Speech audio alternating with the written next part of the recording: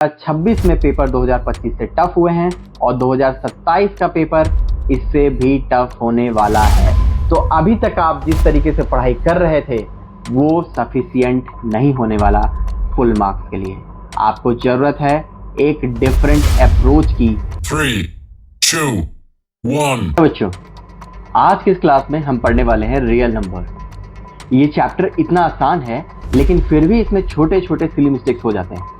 मैं भी जब क्लास 10th में था तो मुझसे सिली मिस्टेक्स के कारण मेरे मार्क्स कट जाते थे, लेकिन मैं नहीं चाहता कि मेरे प्यारे बच्चों का मार्क्स इस चैप्टर से कट हो। तो आज के इस चैप्टर में हम लोग डिस्कस करने वाले हैं following 3 topics: fundamental theorem of arithmetic और उसके 2 एप्लीकेशन, HCF एलसीएम निकालना, वर्ड प्रॉब्लम्स और decimal expression of rational numbers. Real numbers एक कॉमन चैप्टर नहीं है, ये बहुत ही इंपॉर्टेंट है आज के करंट सिचुएशन में।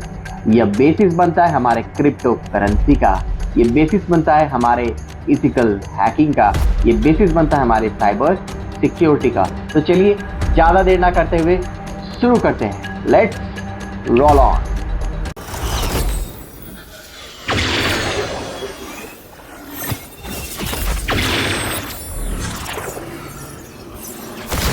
जैसे हम सभी का फिंगरप्रिंट यूनिक है और हर एक से इसे अलग बनाता है, वैसे ही हर एक कंपोजिट नंबर का एक फिंगरप्रिंट होता है और उस फिंगरप्रिंट को पता करने का ही तरीका है फंडामेंटल थ्योरम ऑफ अरिथमेटिक। तो एक फेमस साइंटिस्ट थे कार्ल फ्रेडरिक गॉस, इन्हें प्रिंस ऑफ मैथमेटिशियन भी कहा जाता है।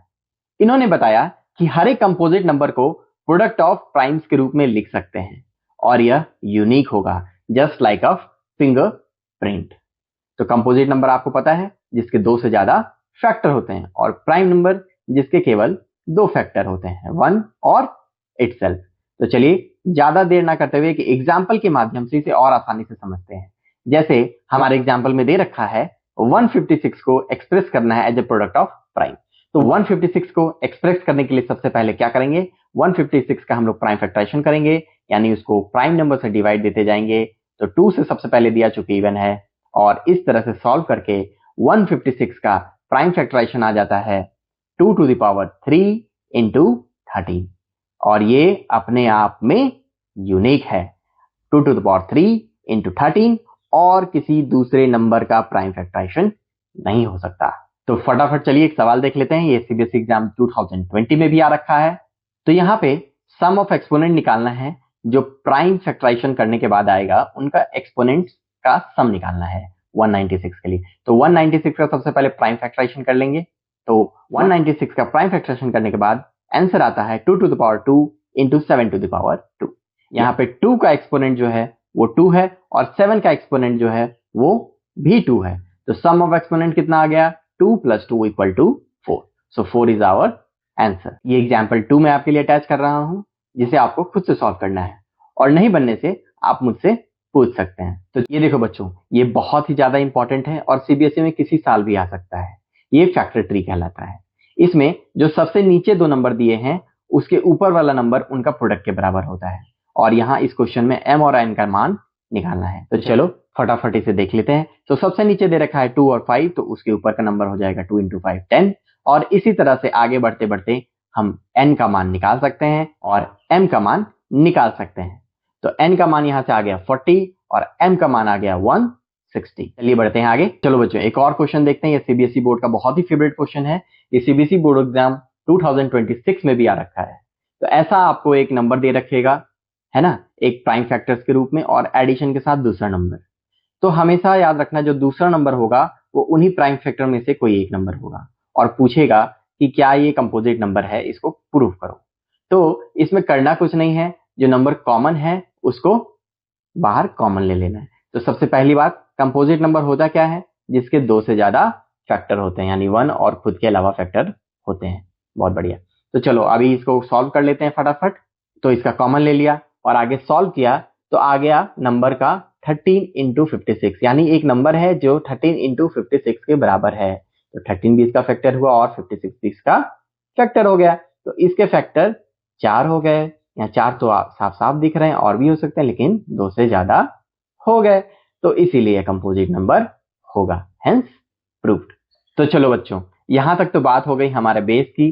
अब उस पे अपना बिल्डिंग बनाते हैं। तो सबसे पहला एप्लीकेशन HCF एंड LCM निकालना with the help of prime factorization method. तो बहुत इंपॉर्टेंट है और इससे सवाल आपके बोर्ड एग्जाम में आना ही आना है। कम से कम 2 मार्क्स आपको इस टॉपिक से मिलेंगे। टोटल रियल नंबर का वेटेज 6 मार्क्स है, जिसमें से 2 मार्क्स 3 मार्क्स यहीं से आना है। सबसे पहले थोड़ा बेसिक रिवाइज कर लेते हैं। ये आपको पता होगा HCF और LCM किसको बोलते हैं।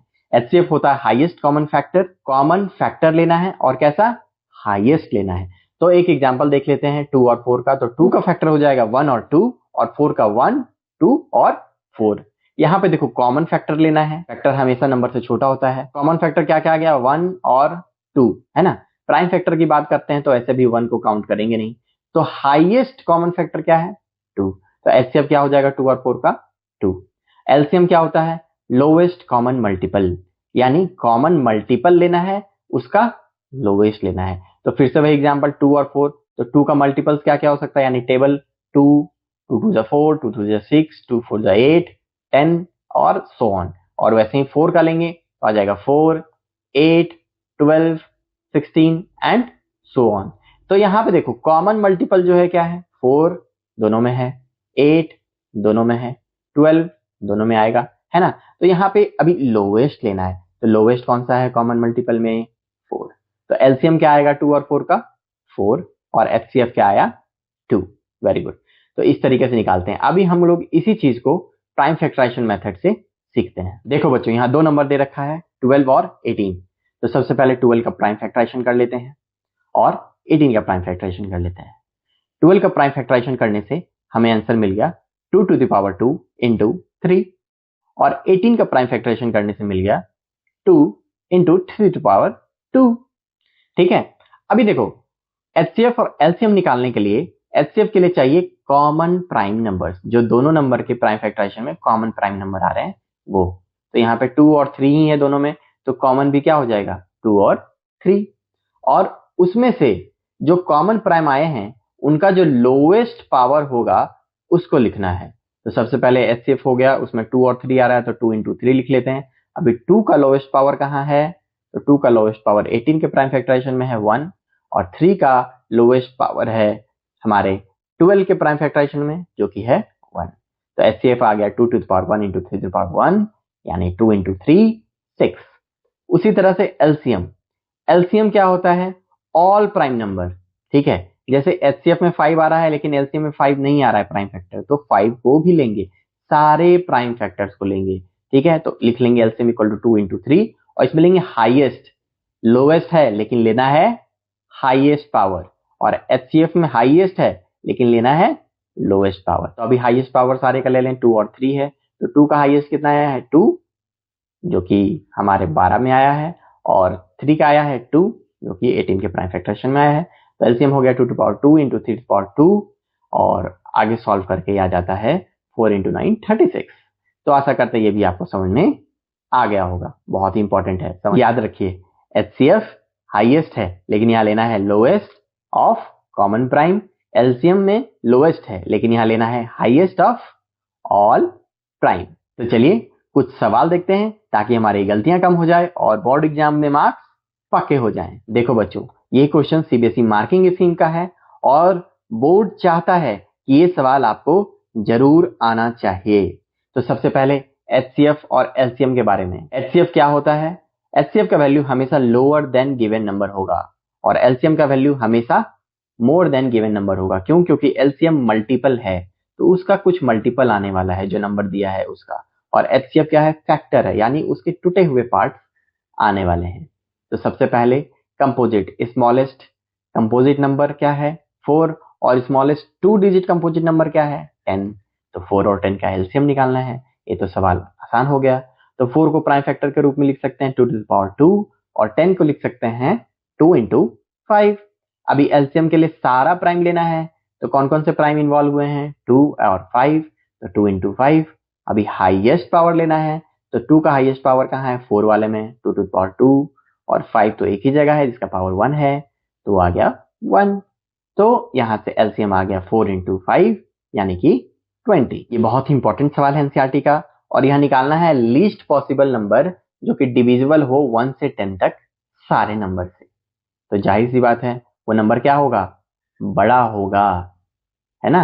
वो डिवाइड होना चाहिए 1 से 10 तक सारे नंबर से, तो वो नंबर क्या होगा, बड़ा होगा। तो बड़ा नंबर निकालने के लिए एलसीएम लेंगे। ठीक, तो एलसीएम लेने के लिए वही तरीका, सबका प्राइम फैक्टराइजेशन लिखो। तो चलो फटाफट देख लेते हैं इसको।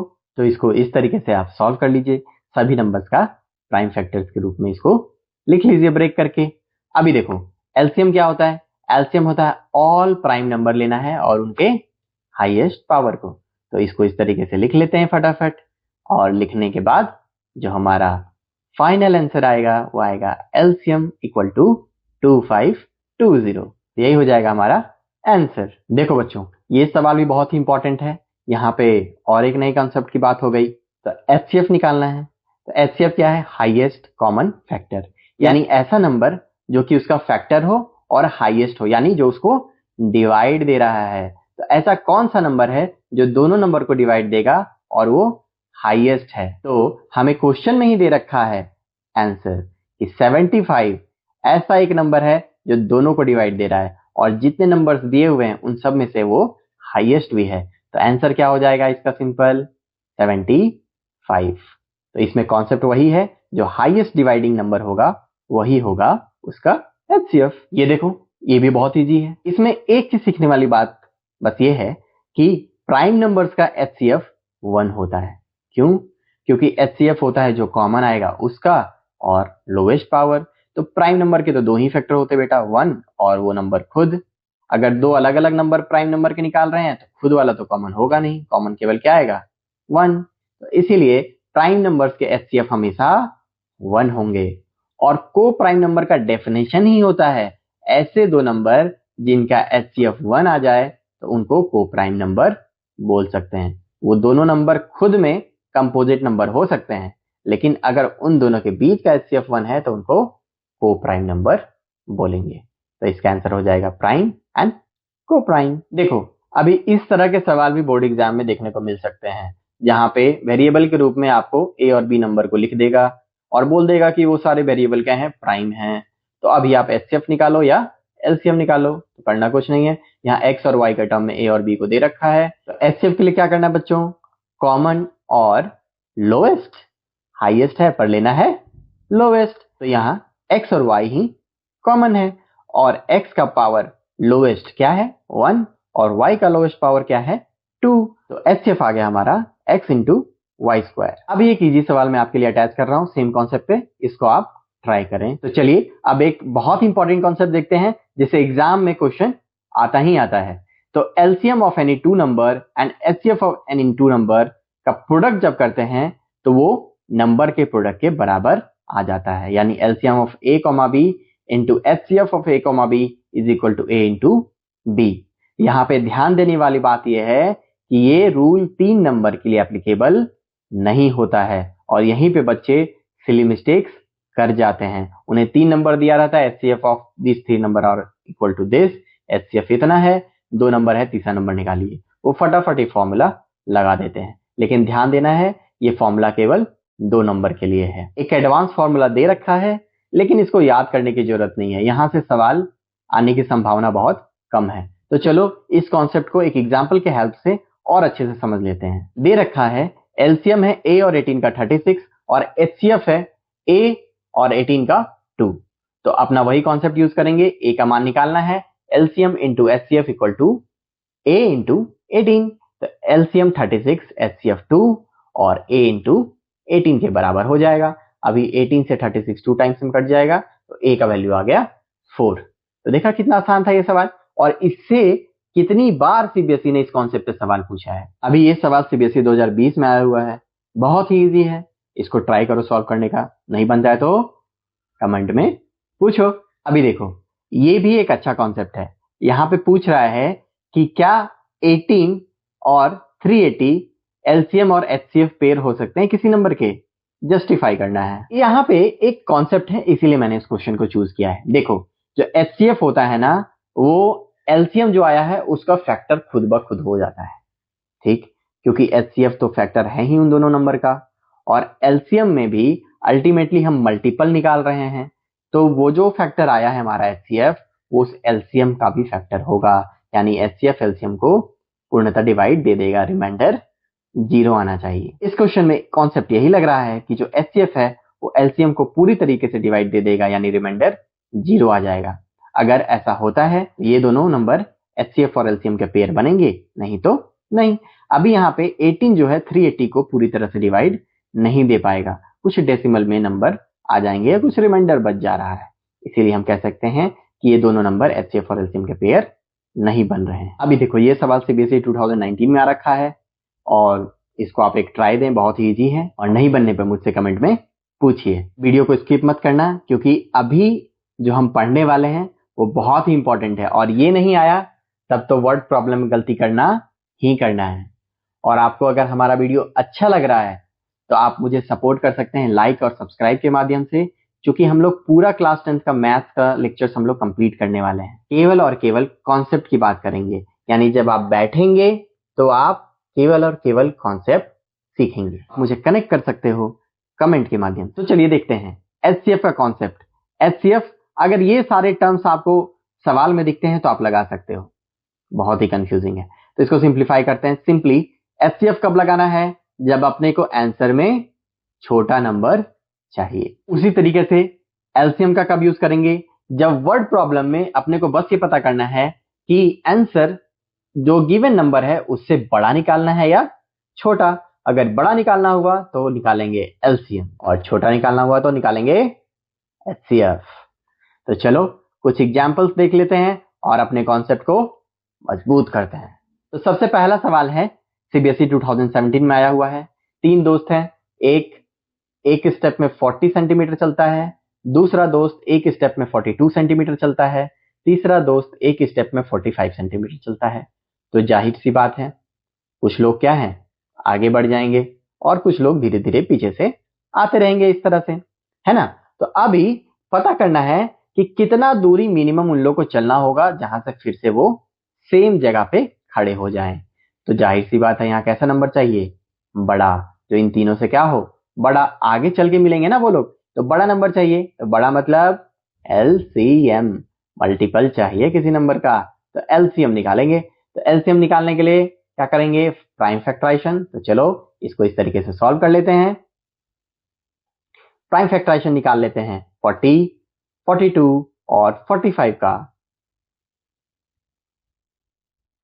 तो आशा करते हैं आपको ये समझ में भी आ रहा होगा। तो एलसीएम क्या होता है? सारे प्राइम लेने हैं और उनके हाईएस्ट पावर। तो सारे प्राइम को पहले मल्टीपल के फॉर्म में लिख लेते हैं और फिर सबका हाईएस्ट पावर लाके लिख लेते हैं। तो फाइनल आंसर आ गया 2520, यानी सभी को 2520 सेंटीमीटर चलना होगा, तब वहां पे जाके तीनों मिलेंगे। इस क्वेश्चन का आंसर हो गया 2520 सेंटीमीटर। अगला इंपॉर्टेंट टॉपिक है गोल्डन रूल्स ऑफ डेसिमल। तो डेसिमल एक्सप्रेशन को कैसे कैसे लिख सकते हैं? देखो भाई, यहाँ पे 2 बातें हो सकती हैं, या तो डेसिमल टर्मिनेट करेगा या तो टर्मिनेट नहीं करेगा। टर्मिनेट करेगा मतलब जैसे 1.5 रुक गया, 2.25 रुक गया। नॉन टर्मिनेट मतलब, अभी नॉन टर्मिनेटिंग में भी 2 बातें हो सकती हैं, एक कैसा जो कि रिपीट करेगा और दूसरा जो कि नॉन रिपीटिंग होगा। रिपीटिंग यानी कैसे? 4/3 का मान निकालेंगे तो आएगा 1.33333 और वो रिपीट करता रहेगा। तो नॉन टर्मिनेटिंग के एग्जांपल्स क्या हो सकते हैं? जैसे 1.4356 डॉट डॉट डॉट, वो टर्मिनेट भी नहीं कर रहा और रिपीट भी नहीं कर रहा। तो डेसिमल क्या हो गया? एक तो टर्मिनेट, ठीक है, दूसरा अगर नॉन टर्मिनेटिंग हुआ तो नॉन टर्मिनेटिंग रिपीटिंग या नॉन टर्मिनेटिंग नॉन रिपीटिंग। जहां पे दोनों नॉन आएगा ना वो हो जाएगा इरेशनल, और जहां पे टर्मिनेट कर रहा है वैसे नंबर रैशनल हो जाएंगे, और टर्मिनेट नहीं कर रहा है, रिपीट कर रहा है, तो भी वो रैशनल हो जाएंगे। तो डाउट इसमें कुछ है नहीं भैया, अगर दोनों में नॉन आया, नॉन टर्मिनेटिंग नॉन रिपीटिंग, तो वैसे नंबर को इरेशनल बोल देंगे। फंडा क्लियर है बॉस। तो हमारा अगला कॉन्सेप्ट है decimal expression of rational number, बहुत ही इंपॉर्टेंट है। इसमें बोलता है कोई सा भी रैशनल नंबर है, पता है p/q के फॉर्म में होता है, q नॉट इक्वल टू 0। तो अगर q का प्राइम फैक्टराइजेशन में केवल 2 और 5 आना चाहिए, दूसरा कोई प्राइम फैक्टर नहीं आना चाहिए 2 और 5 के अलावा, 3, 7, 11, 13, ऐसा कोई प्राइम फैक्टर नहीं आना चाहिए। केवल 2 और 5 है अगर उसके प्राइम फैक्टराइजेशन में, तो वो नंबर टर्मिनेट करेगा। तो ये एक सवाल से हम लोग समझ लेते हैं। यहाँ पे denominator 2 to the power 3 into 5 पहले ही दे रखा है अपने को किसके, प्राइम फैक्टर के रूप में, और इसमें प्राइम फैक्टर केवल 2 और 5 आ रहा है, दूसरा कोई आ नहीं रहा है, तो ये टर्मिनेट करेगा। अब बात आती है कि कितने डेसिमल प्लेस के बाद टर्मिनेट करेगा। तो यहाँ पे भी एक कॉन्सेप्ट है। डेसिमल नंबर निकालने के लिए आपको सबसे पहले देखना है 2 का पावर अगर m और 5 का पावर n है तो वो मैक्सिमम ऑफ m, n होगा, यानी दोनों के एक्सपोनेंट का जो मैक्सिमम वैल्यू होगा वो हमारा आंसर आएगा। तो यहाँ पे 2 का एक्सपोनेंट 3 है और 5 का 1 है, तो मैक्सिमम क्या है 3, तो 3 डेसिमल प्लेस तक वो जाएगा। याद रखना, डेसिमल प्लेस निकालने के लिए बोला है तो क्या लेंगे, मैक्सिमम। अभी देखो इस सबसे आसान सा सवाल देख लो भाई, ये क्या बोल रहा है कि गिवन नंबर है वो रेशनल है, इरेशनल है, क्या है, तो देख के बताओ। डेसिमल एक्सप्रेशन है, टर्मिनेट तो कर नहीं रहा है, डॉट डॉट डॉट लगा हुआ यानी जाएगा लास्ट तक, और उसके बाद रिपीट तो कर नहीं रहा ये नंबर, है कि नहीं। तो नॉन टर्मिनेटिंग भी और नॉन रिपीटिंग भी है, दोनों में नॉन, तो क्या होगा इरेशनल। सही जवाब इरेशनल। अभी देखो ये सवाल सीबीएसई में आ रखा है और ये इसको आपको खुद से ट्राई करना है सॉल्व करने के लिए, बहुत ही आसान है, और छोटे मोटे क्या स्टेप्स लेने हैं वो मैं यहाँ पे लिख दे रहा हूं। अभी ये जो सवाल है ना ये बहुत इंपॉर्टेंट है और इसको बार बार पूछ रहा है सीबीएसई, कभी 12 to the power n, 4 to the power n, 6 to the power n, क्या ये इसके एंड में जीरो आएगा या नहीं आएगा इसका एक्सप्रेशन में। तो किसी भी नंबर के एंड में जीरो आने का एकदम फंडामेंटल रूल यही होता है कि उसके प्राइम फैक्टराइजेशन में 2 एंड 5 बोथ होना चाहिए, है ना, तभी तो 2 इंटू 5 10 आएगा, तो लास्ट में जीरो आएगा, तो 2 और 5 दोनों होना चाहिए, ठीक है। और उसमें अगला कॉन्सेप्ट आता है कि लास्ट में कितने डिजिट होंगे, जीरो कितने टाइम्स आएगा, 1 जीरो आएगा, 2 जीरो आएगा, 3 जीरो आएगा, कितना जीरो आएगा। तो उसके लिए क्या करना है, अभी जैसे डेसिमल प्लेस के लिए मैक्सिमम लिए थे ना 2 टू द पावर m और 5 टू द पावर n में m और n का, यहाँ पे मिनिमम लेना है। 2 टू द पावर m है और 5 टू द पावर n है, तो m और n का मिनिमम लेना है, जो मिनिमम वैल्यू होगा उतना जीरो लास्ट में मिलेगा।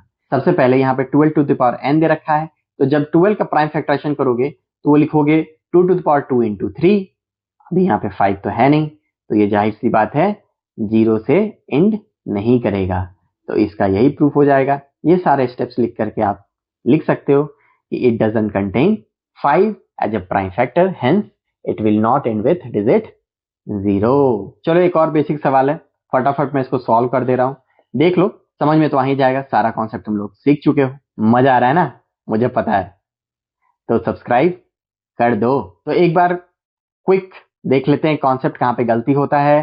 तो सबसे पहले एचसीएफ और एलसीएम का फॉर्मूला 3 नंबर के लिए नहीं लगाना है, हमेशा 2 नंबर के लिए लगाना है। और दूसरा चीज, कभी भी डेसिमल एक्सप्रेशन निकालना है तो सबसे पहले सिंप्लीफाई करना है, लोग भूल जाते हैं सिंप्लीफाई करना। जैसे 6/15 दे रखा है, डायरेक्ट 15 का प्राइम फैक्टराइजेशन निकालोगे तो उसमें 5 इंटू 3 आ जाएगा, तो 3 आ जाएगा, 2 और 5 के अलावा दूसरा प्राइम फैक्टर, बोल दोगे कि भैया ये टर्मिनेट तो नहीं करेगा। डेसिमल एक्सप्रेशन निकालने के लिए सबसे पहले p बाई क्यू को सिंप्लीफाई करना ही करना है। तो आ चले हम समरी की तरफ, क्विक रिकैप करते हैं हमने आज जो सीखा। तो कोई सा भी नंबर इस दुनिया का या तो रैशनल होगा या तो इरेशनल होगा। रैशनल यानी टर्मिनेटिंग, और अगर नॉन टर्मिनेटिंग है तो रिपीटिंग। इरेशनल मतलब नॉन टर्मिनेटिंग, नॉन रिपीटिंग। हमने सीखा फंडामेंटल थ्योरम ऑफ अरिथमेटिक, जो कि प्रूव करता है हर एक कंपोजिट नंबर को प्रोडक्ट ऑफ प्राइम के रूप में लिख सकते हैं और वो खुद में यूनिक होगा। हमने देखा एलसीएम, एलसीएम होता है लोएस्ट कॉमन मल्टीपल, लेकिन यहाँ पे लेते हैं ऑल प्राइम नंबर और उसका highest power. HCF highest common factor, और यहाँ पे हम लोग लिखते हैं जो कॉमन प्राइम्स हैं उनको और उनके लोएस्ट पावर को। और हमने पढ़ा एक magic formula HCF into LCM equal to A into B, और पढ़ा टर्मिनेटिंग का कंडीशन क्यू जो डिनोमिनेटर है वो 2 to the power m into 5 to the power n के फॉर्म में होना चाहिए और उसमें और कोई प्राइम फैक्टर नहीं आना चाहिए। अभी देखो बच्चों, बोर्ड एग्जाम का जो लेवल है धीरे धीरे इंक्रीज कर रहा है। जो लेवल हमारा 2019 से पहले था उसको बोर्ड को रीच करना है।